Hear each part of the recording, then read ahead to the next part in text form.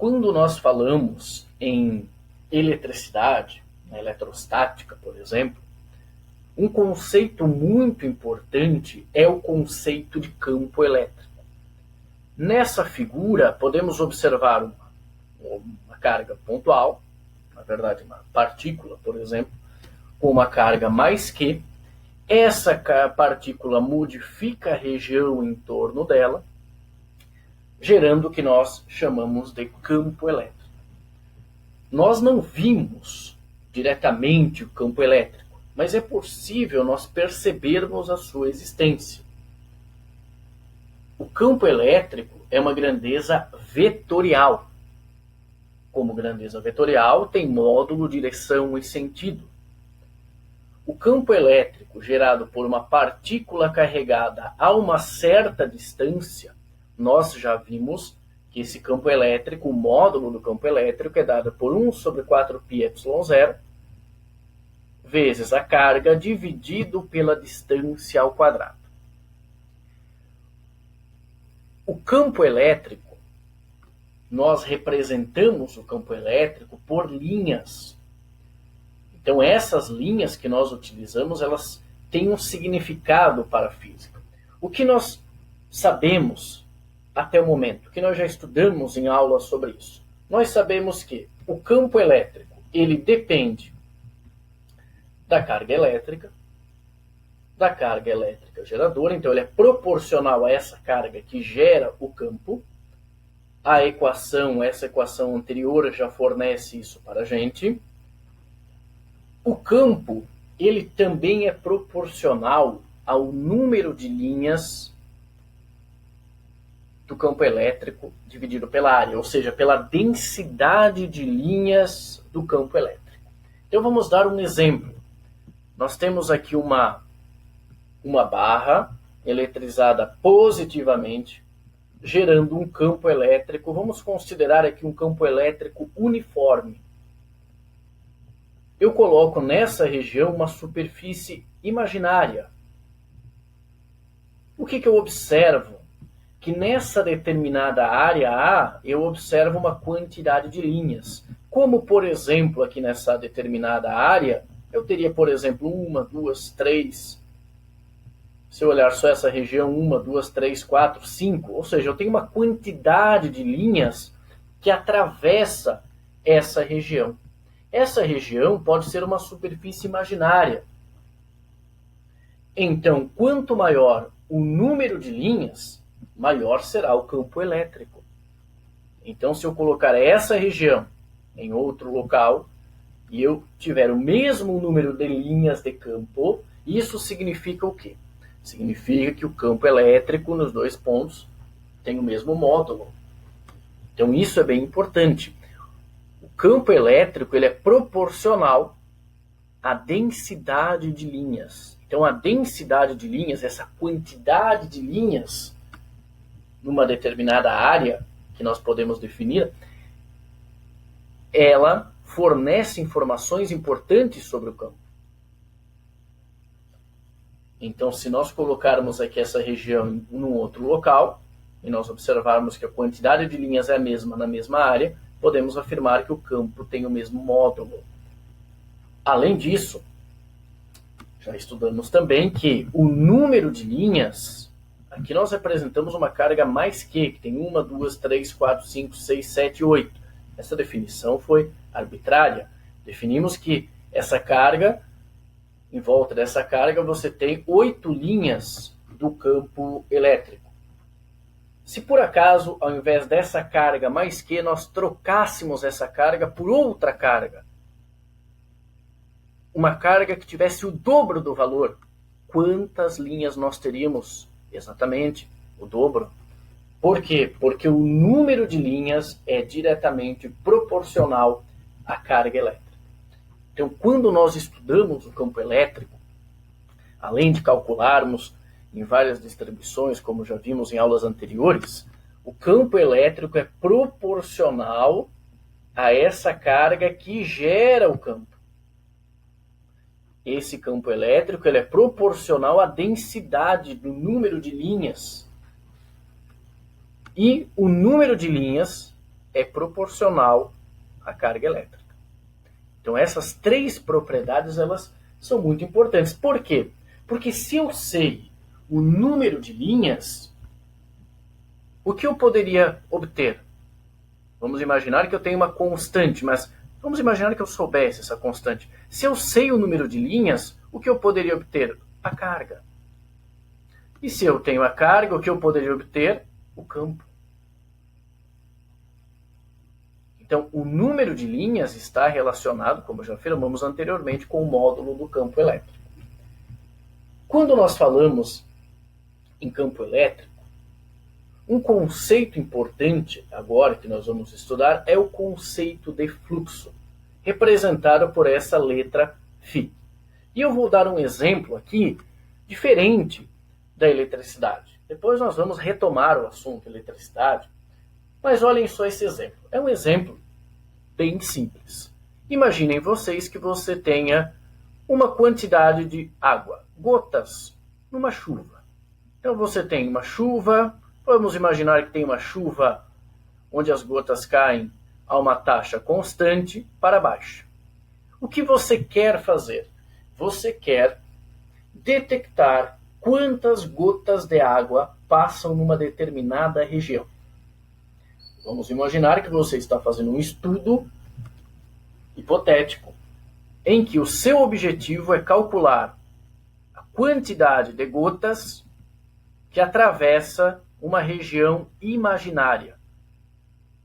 Vamos imaginar que nós temos um balde aqui, um recipiente, por exemplo, um recipiente cilíndrico, e você quer saber ao longo dessa área aqui imaginária, que seria uma espécie, quase uma tampa, mas esse cilindro está aberto, você quer estudar, quer analisar qual é a quantidade de gotas que atravessa essa região. Você não quer saber qual é a vazão, quantos litros por segundo passam aqui.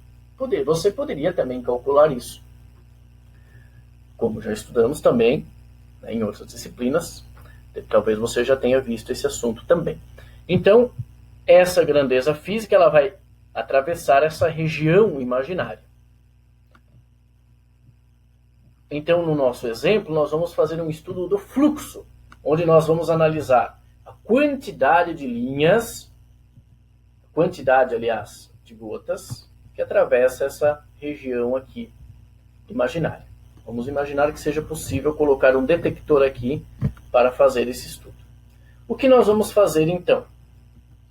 Percebam que, se eu colocar o meu recipiente dessa forma, eu tenho, de maneira bem intuitiva, eu percebo que eu tenho bastante gotas de chuva que passam por essa região. Eu consigo captar uma grande quantidade de gotas de chuva.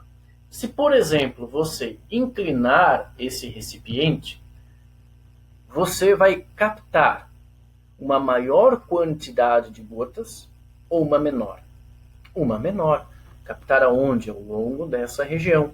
Então, se você inclinar esse recipiente, você vai captar uma quantidade menor de gotas de chuva em relação ao exemplo anterior, ao desenho anterior.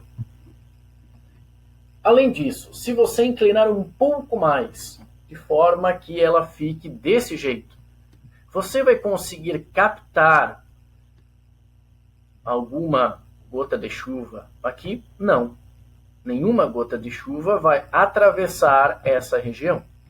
Então percebam que, dependendo de como esse objeto ele está disposto em relação a essa grandeza física, a quantidade, por exemplo, de gotas de chuva que atravessam essa região, ela é diferente se o objeto está desse jeito, se esse objeto está inclinado em relação ao horizontal, por exemplo, ou se ele está aqui formando 90 graus com o Sol.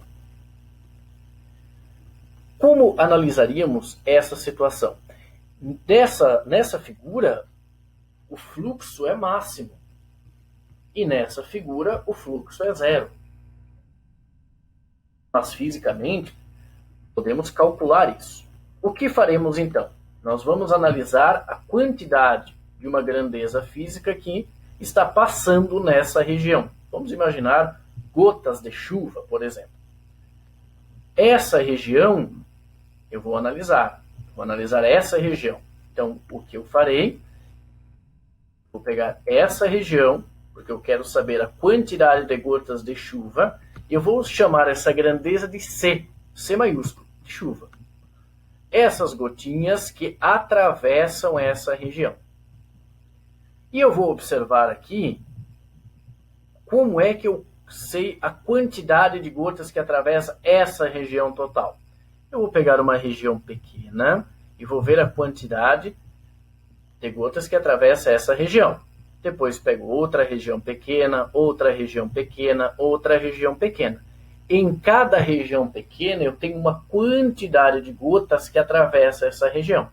Se eu somar todas as regiões, a quantidade de gotas que atravessa cada região, e se eu fizer essa soma, o que eu tenho? O fluxo total, a quantidade de gotas que atravessa essa região. Então vamos definir da seguinte forma. Vamos imaginar essa grandeza C para baixo, esse vetor C representando essas grandezas.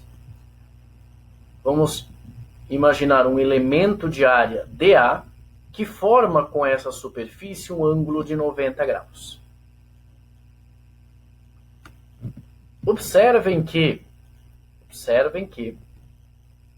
esse vetor C e esse vetor dA, eles formam um ângulo de 0 graus.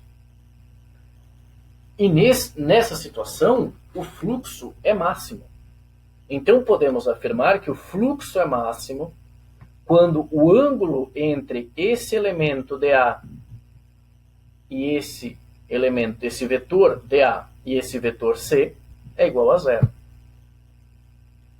O que ocorre agora, se vocês observarem, eu peguei esse objeto que estava aqui e rotacionei para cá. Então ele ficou inclinado. Só vou observar essa tampa aqui, ó, esse espaço. Vamos fazer um recorte. Agora o que você fez, você empurrou esse lado para baixo e esse para cima, fazendo com que agora, em relação horizontal, essa região agora então ela está inclinada. Percebam que você rotacionou.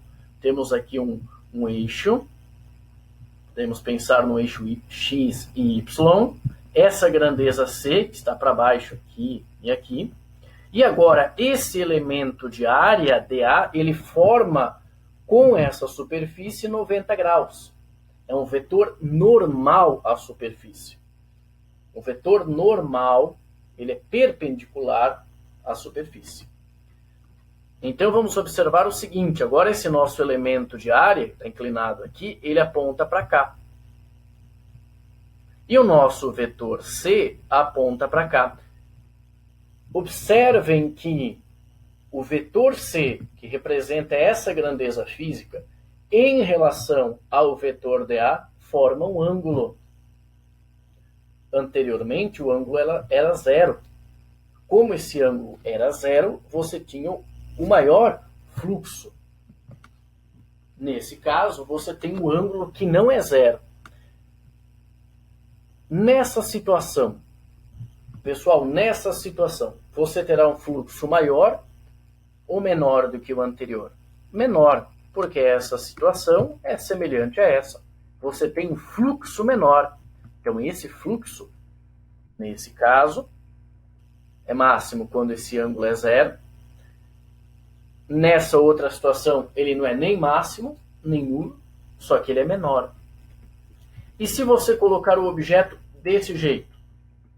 Então, vamos pensar o seguinte, você terá um vetor dA, aquele pedacinho de área, porque nós vamos calcular esse fluxo em cada pedaço e depois somar. Esse elemento dA forma 90 graus com a superfície, já vamos observar aqui. Ele forma 90 graus com a superfície. Em relação a esse vetor, ele forma um ângulo de quanto? 90 graus. Então, esse ângulo é 90 graus. Existe um fluxo de gotas de água ao longo dessa região? Não. Então, nesse caso, o fluxo é 0. Então, quando o fluxo é zero, quando o ângulo entre essa grandeza C e esse vetor normal, a superfície dA, quando esse ângulo for zero, quando o ângulo for 90 graus, o fluxo é zero. Então nós temos uma situação interessante. À medida que nós rotacionamos esse objeto, o fluxo ele é alterado. Ele é máximo a 0 graus e nulo a 90. Podemos descrever, então, pensando numa função cosseno. O fluxo ele depende, então, desse ângulo alfa. De que forma? Podemos escrever, então, que esse fluxo ele é dado por C, que é o valor dessa grandeza física. Queremos ver o fluxo, quer dizer, a quantidade dessa grandeza que atravessa uma determinada região que já definimos, vezes dA, vezes o cosseno. Por quê? Porque o cosseno de 90 é zero. Quando o ângulo é 90, o fluxo é zero. E o cosseno é máximo para 0 graus. Quando nós escrevemos C, que é o módulo do C, dA, que é o módulo do dA vezes cosseno, já vimos que isso, se você lembrar, essa operação é chamada de produto escalar. Então nós vamos pensar aqui numa quantidade de fluxo pequena. Se eu quiser saber o fluxo total, eu vou somar todos os fluxos. Então a quantidade de fluxo numa determinada região, uma determinada superfície dA, então essa quantidade de fluxo eu vou chamar de dφ, é igual ao produto escalar CdA. O produto escalar, você tem uma multiplicação de dois vetores que fornece uma grandeza escalar. O fluxo, então, como ele é uma grandeza escalar, ele pode ser positivo e pode ser negativo. Então aqui nós não vamos falar em fluxo atribuindo ao fluxo uma direção e um sentido, pois ele é uma grandeza escalar. Agora, se nós somarmos a cada elemento de área dA, dividirmos essa região em vários elementos de área dA, e somarmos todos esses elementos de área, nós teremos o fluxo total. Então podemos escrever que o fluxo vai ser essa soma desses elementos, dφ, que é igual, então, à integral de C dA. Então, o fluxo, o que mede o fluxo? A quantidade dessa grandeza física C que atravessa essa região. Esse fluxo, ele é dado, então, pela integral de C dA. E eu observei uma grandeza física. Agora, utilizando essa ideia de fluxo, vamos estudar então o fluxo do campo elétrico. Como o fluxo determina a quantidade de grandeza, de uma grandeza física que atravessa uma superfície, o fluxo do campo elétrico vai fornecer essa quantidade desse campo que atravessa uma superfície. E aqui nós temos a seguinte forma: nós temos uma superfície, nós temos um campo elétrico. Vamos imaginar aqui que você tem várias linhas de campo. Vamos pensar inicialmente no campo uniforme, no campo elétrico, que está indo para cima, e você tem um elemento de área dA muito pequeno que forma 90 graus com a superfície. Podemos também atribuir entre o vetor dA e o vetor E um ângulo alfa. E a partir disso calcularmos o fluxo do campo elétrico. Perceba que essa situação é muito semelhante a essa situação. Como nós podemos pensar em calcular o fluxo? Nós podemos pensar de duas formas aqui, equivalentes. Nós podemos pensar na seguinte forma. quando o ângulo é zero, o ângulo entre os dois vetores for igual a zero, o cosseno é máximo. Quando o ângulo for 90, o fluxo é zero. Então vamos pensar da seguinte forma. Nós vamos desenhar agora essa área, nós vamos rotacionar essa área para baixo, projetando essa área. Vamos projetar essa área. Então eu vou rotacionar esse ângulo alfa, eu rotaciono para cá. Eu vou chamar isso aqui de esse elemento de área de dAx, que é dA cosseno de alfa. O vetor dA agora, ele aponta o dAx, o vetor normal a essa superfície é para cima. E é paralelo ao E. Então, nós podemos calcular da seguinte forma. Antes de calcularmos o fluxo, observem bem o seguinte. Eu vou pegar essa região e eu vou rotacionar ela para baixo, um ângulo alfa. O campo elétrico continua para cima. E esse elemento dAx, o vetor normal a ele também é para cima, ou seja, um vetor paralelo ao E. E aí fica muito fácil calcular o fluxo. Basta multiplicar E vezes dAx. Então, esse elemento de fluxo vai ser E vezes dAx, que é o quê? E vezes dA vezes o cosseno do ângulo. Então, com essas informações, nós já poderíamos calcular o fluxo. Bastaria, aliás, calcular o produto escalar entre dois vetores. Produto escalar, o módulo de um vetor vezes o outro, vezes o cosseno do ângulo entre eles. Outra forma de pensar, vamos pensar de maneira mais intuitiva para entendermos o conceito. Observem esse exemplo aqui. Nesse exemplo, essa grandeza C e essa grandeza dA, elas formam 0 graus. Elas são paralelas. E nesse caso, nessa próxima situação que nós teremos aqui, essa grandeza C vezes essa dA forma um ângulo de 90 graus, ou seja, não há fluxo. Então, quando as duas grandezas formam 90 graus, entre si não existe fluxo. O que podemos fazer nesse caso? Podemos atribuir dois eixos, um eixo X e um eixo Y, e nós vamos decompor. Vamos desenhar aqui um eixo X e um eixo Y. E vamos agora decompor. Vamos decompor essa grandeza E em EX e EY. O vetor EY vai formar 90 graus com o vetor dA. Ou seja, esse vetor dy não contribui para o fluxo em torno do dA. Efetivamente, o fluxo das linhas desse campo E ao longo dessa superfície tem relação com o dEx. Então, se você quer calcular o fluxo do campo elétrico, pensando nas componentes, se eu analisar essa componente dy, ela forma 90 graus com esse vetor dA. Ou seja, ela não contribui para o campo elétrico, para o fluxo do campo elétrico.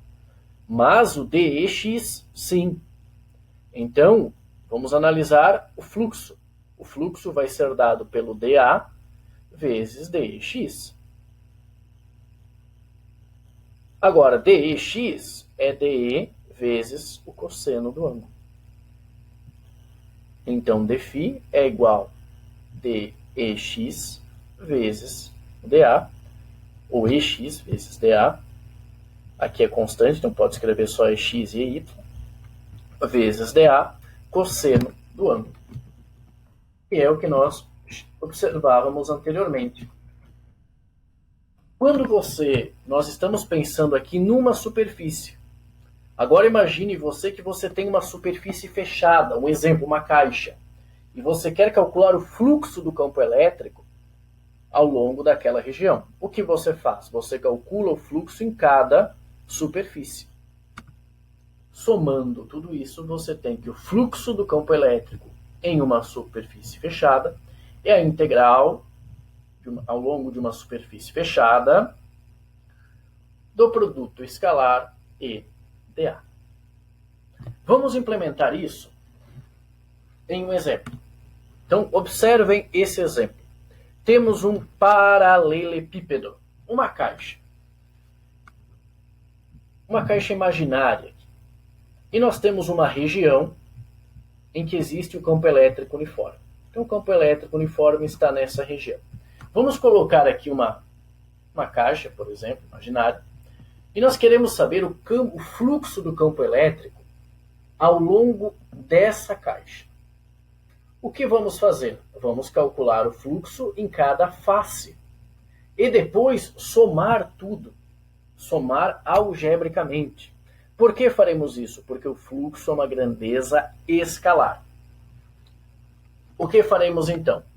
Temos 6 faces. Face 1, face 2, face 3, face 4, face 5 e face 6. Em cada face, vamos desenhar um elemento de área dA, um vetor normal à superfície que forma 90 graus com a superfície. Então perceba que nessa região 3, o campo está para cá, aqui você tem dA, nessa região 2 o campo está para cá, o campo sempre está para cima nesse exemplo, aqui está o dA, aqui você tem na face 1 o campo para cima e o dA para fora da superfície, o 4 aqui a gente não consegue desenhar, mas é o mesmo raciocínio. Vamos analisar 1, 2, 3, 4. 1, 2, 3, 4. Qual é o fluxo? Qual é o ângulo entre o campo elétrico e o dA? 90 graus. Como nós sabemos que o fluxo em cada superfície é integral de EdA cosseno do ângulo, cosseno de 90 é zero. Então o fluxo em 1, 2, 3 e 4 é zero.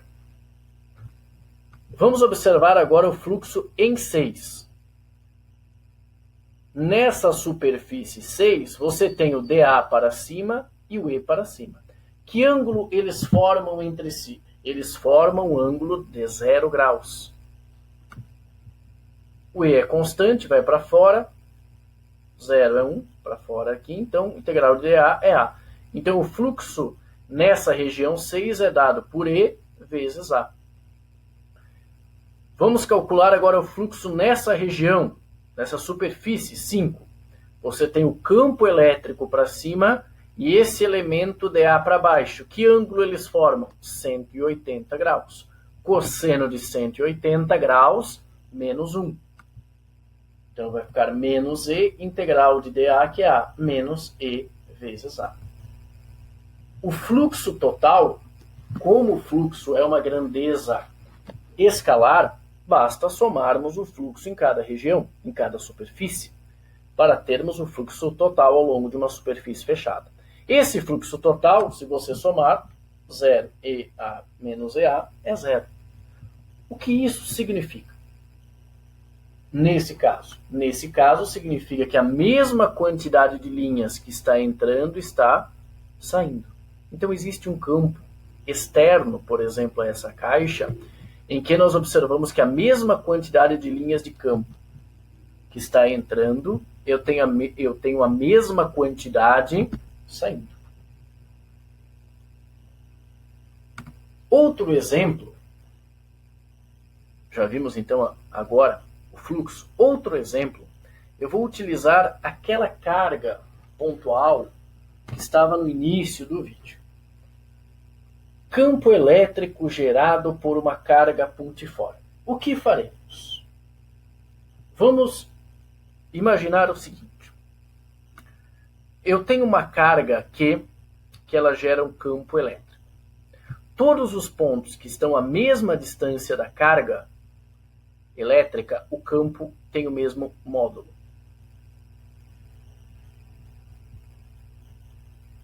Então, eu vou imaginar uma superfície em que todos os pontos dessa superfície estão à mesma distância da carga.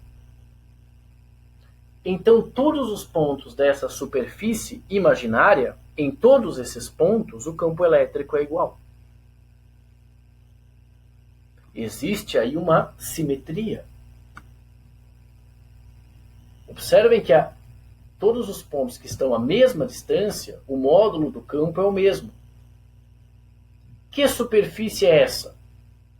É uma superfície esférica. Então eu vou imaginar uma superfície esférica em volta dessa carga, em que a carga fica no centro da esfera. Então a carga está exatamente no centro e todos os pontos estão à mesma distância. Se todos os pontos estão à mesma distância, em todos os pontos o campo elétrico tem o mesmo valor. Então essa é uma superfície em que é uma esfera em que a carga elétrica ela está no centro. É uma superfície imaginária. Como a carga elétrica é positiva, as linhas de campo saem. Então vamos representar essas linhas do campo elétrico. Elas estão saindo, representamos nesses pontos, e vamos representar os elementos de A, os elementos perpendiculares a essa superfície imaginária. Em todos os pontos, observem que em todos os pontos, esse elemento dA e o vetor E são paralelos. Esse é um resultado muito importante. Então observem que essa superfície imaginária, que é uma esfera, ela vai fornecer algo muito interessante para a gente. Aqui você tem um campo elétrico E e um elemento dA que forma 90 graus. Aqui você tem o campo elétrico E e um elemento dA que forma 90 graus. Aqui nós temos um campo elétrico E e um elemento dA que forma 90 graus com a superfície. Esses dois vetores, eles são paralelos. Então, vamos calcular o fluxo em cada região, nessa região, nessa região, nessa região, e somar o fluxo ao longo dessa esfera. Vamos lá.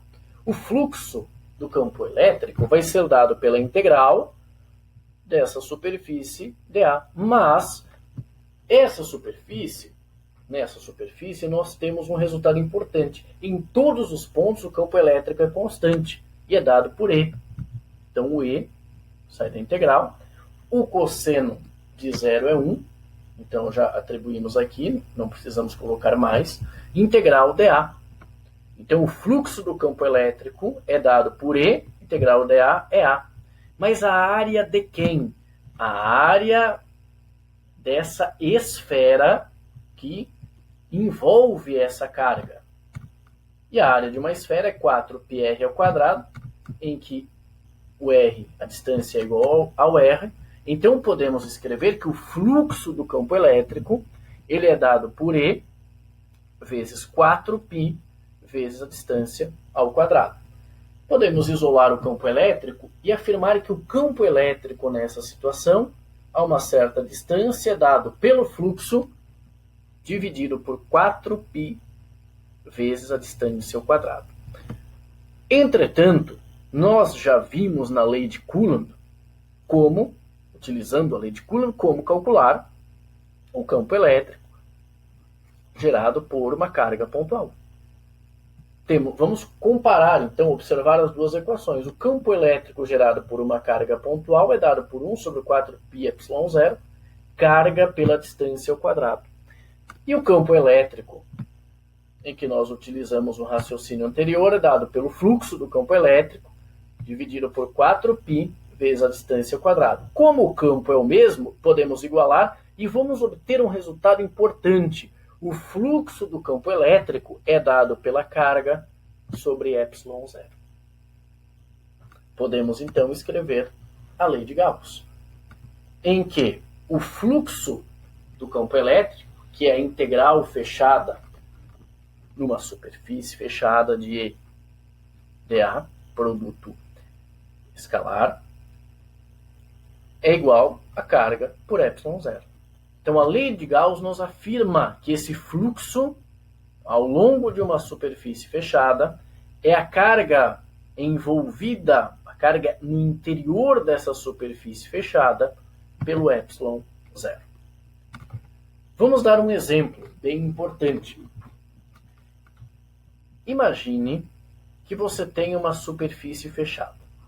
Essa superfície não tem nenhuma simetria específica. No interior dessa superfície você tem 4 cargas elétricas. Carga 1, carga 2, carga 3 e carga 4. Qual é o fluxo total do campo elétrico ao longo dessa superfície? De acordo com a lei de Gauss, o fluxo do campo elétrico é dado pela carga no interior da superfície, a carga envolvida por essa superfície, dividido por epsilon zero. Como o fluxo é uma grandeza escalar, eu posso calcular o fluxo gerado por essa carga, gerado por essa e por essa. E posteriormente somar o fluxo, obtendo assim o fluxo total. Então o fluxo total vai ser a soma dos fluxos, ou seja, fluxo 1 mais fluxo 2 mais fluxo 3 mais fluxo 4. Mas o fluxo é dado pela carga sobre epsilon zero. Podemos então observar que essa carga, esse fluxo total, ele pode ser escrito por 1 sobre epsilon zero, abre parênteses, a soma das cargas. Ou seja, essa é a carga líquida envolvida pela superfície. E esse fluxo pode ser positivo ou negativo, pois é uma grandeza escalar. Então, a lei de Gauss, ela é escrita da seguinte forma: o fluxo total em uma determinada região, superfície fechada, é dado por integral de EdA, que é igual à carga interna no interior ou envolvida por epsilon zero. Um exemplo importante é o seguinte, e vamos terminar essa parte nesse exemplo. Eu utilizei a mesma figura, a mesma superfície utilizada anteriormente. Então eu tenho a mesma superfície aqui e aqui. Essa é a situação A e essa é a situação B. Na situação A, você tem 4 cargas. Aliás, situação A e B você tem 4 cargas. Todas as cargas têm o mesmo módulo. Não necessariamente o mesmo sinal, mas o mesmo módulo. Observem a carga 1. Você tem 3 linhas de campo saindo. Observem a carga 2. Você tem 3 linhas de campo entrando. E você observa a carga 3, você tem 3 linhas de campo saindo. Podemos observar que a carga 3 e a carga 1 são positivas, as linhas de campo divergem. E essa carga 2 é negativa, as linhas de campo convergem. Se eu analisar toda a superfície, e eu pensar no fluxo como medindo essa quantidade de linhas de campo que atravessam uma superfície, eu tenho saindo 1, 2, 3, 4 saindo, 1 entrando. Então o saldo líquido são 3 saindo. Nessa situação B, eu tenho uma carga, onde você tem uma linha, 2 linhas, 3 linhas saindo. Pergunta: em qual situação o fluxo do campo elétrico na superfície é maior? Em A ou em B? O que diz a lei de Gauss? É integral, que o fluxo é dado pela carga líquida por epsilon zero. Como essa carga tem o mesmo módulo dessa, se você somar essa mais essa menos essa, vai sobrar apenas Q1. E o Q1 tem o mesmo módulo de Q4. Ou seja, o fluxo é igual. Então, quando analisamos a lei de Gauss e pensamos no fluxo, é muito importante, fundamental, analisarmos a carga elétrica líquida no interior da superfície. Então, o fluxo na situação A é exatamente igual ao fluxo na situação dele.